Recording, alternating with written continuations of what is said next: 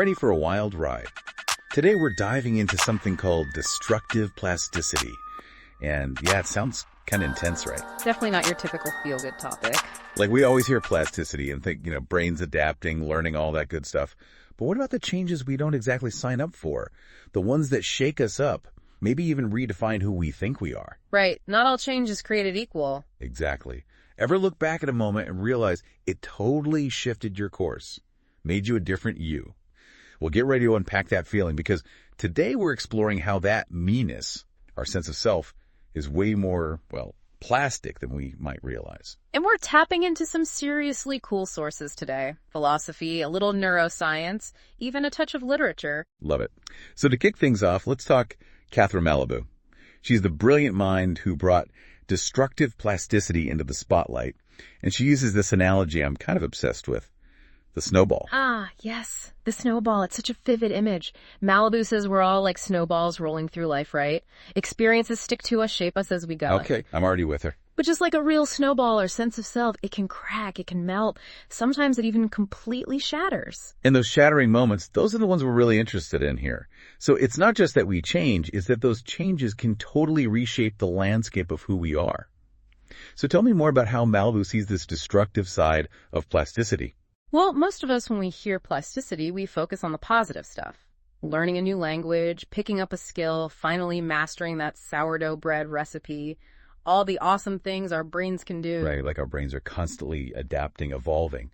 But Malabou's like, hold on a second. What about the changes we don't choose? The traumas, the losses, the events that rock our world and leave it different, even if we didn't ask for it. Okay, now that's getting real. It's like sometimes life throws those curveballs and suddenly the you knew needs to pick up the pieces and figure out, okay, who am I now? Exactly. And she uses some seriously intense examples to really drive this home. Like, think about the myth of Daphne turning into a tree to escape Apollo. Oh, wow, yeah. It's escape, yes, but at the cost of her human form, her entire identity.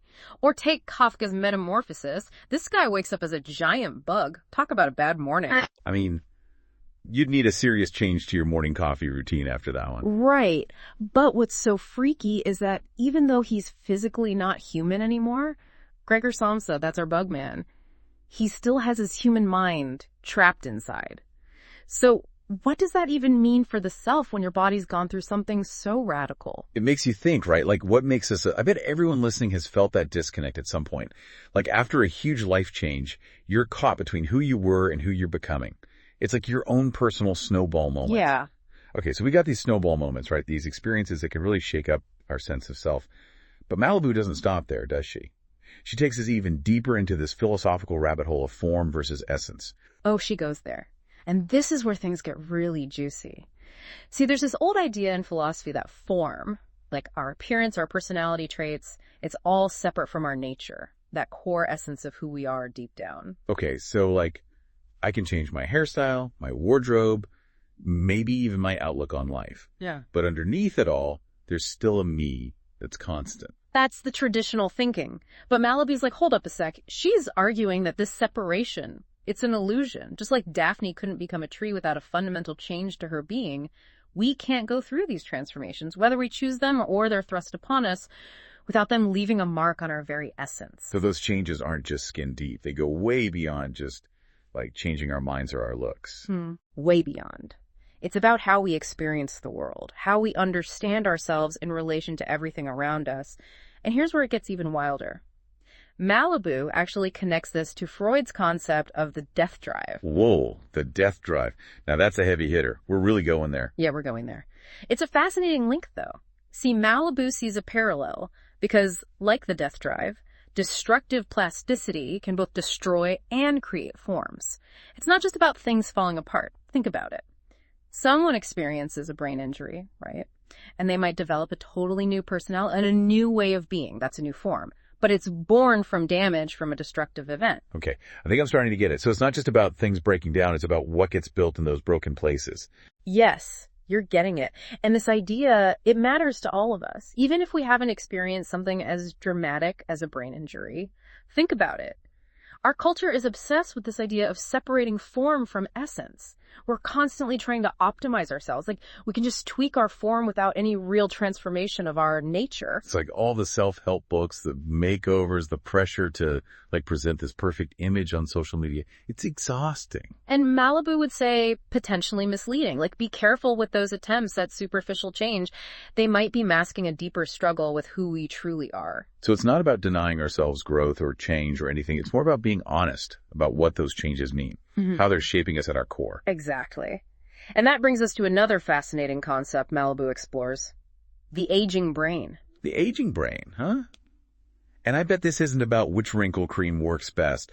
What's Malabou's take on how our brains change as we age? You're right, we're not going there. Although I'm sure there's a whole other deep dive on the philosophy of skincare waiting to happen. Right.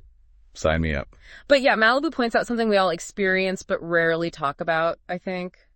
Aging isn't just this, like, slow and steady process, you know? It's not all downhill from age 25. Sadly, or maybe not so sadly, no.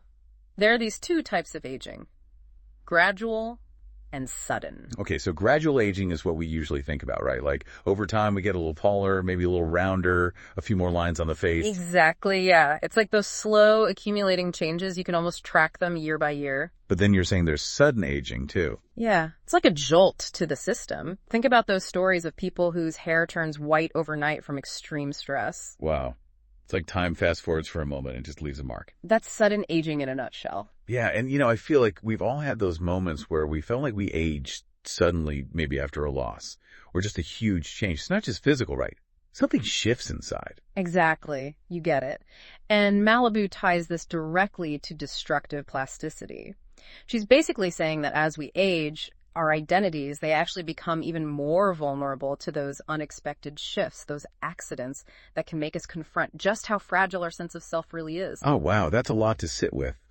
It's like those moments sneak up on you. You realize we're not aging on some perfectly planned schedule, but in these fits and starts, shaped by experiences that leave their mark, whether we like it or not. And those accidents can be anything, really. The loss of someone close, changing careers, even just a global pandemic that turns everything upside down. I feel like we all aged about 5 years in 2020, let's be honest. Right.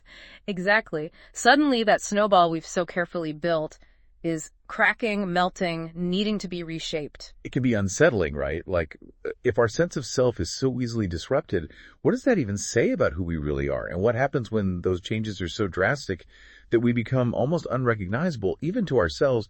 Is there even a self left at that point? That's where Malabou goes to a place that's both fascinating and really difficult. She uses this phrase to describe Alzheimer's patients that really stayed with me: looking like less than nothing. Wow. Okay, that's heavy. It is. It speaks to that extreme end of destructive plasticity, right? Where the you, as you knew it, is almost gone.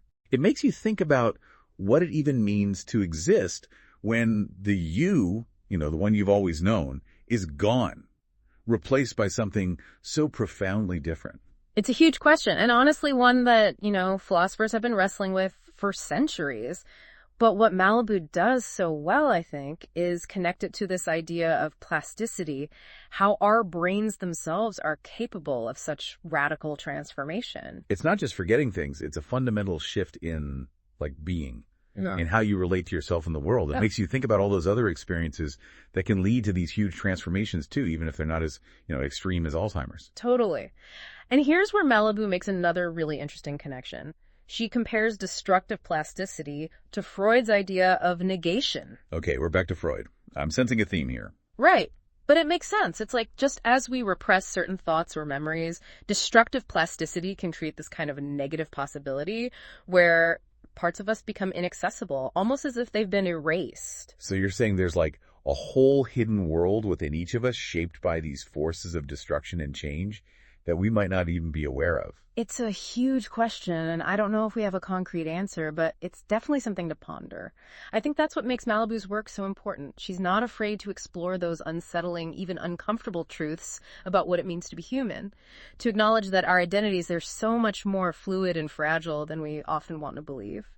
This deep dive has been intense. We went from snowballs to metamorphosis to the death drive. I feel like I need a long walk and maybe a philosophy degree after this. Right. It's a lot to take in. But if there's just one thing you take away from today, I think it's this: change is unavoidable. Our snowballs, they're constantly melting, reforming, being shaped by forces both inside and outside of us. It's not about resisting change, but about understanding its power. And maybe, just maybe, there's freedom in that, right? The freedom to embrace the unexpected, to be open to those new ways of being, and maybe even discover some hidden parts of ourselves in the process. Now you're getting it. That's the beauty of this whole messy, unpredictable journey of being human. Even in the face of loss, even in the face of those transformations that we never could have predicted, there's still incredible potential for growth, for renewal, for discovering new facets of ourselves. That is a beautiful thought to end on. It's been incredible exploring these ideas with you today. And for those of you listening, if you're as intrigued as I am, definitely check out Catherine Malabou's work. Trust me, it's worth wrapping your brain around.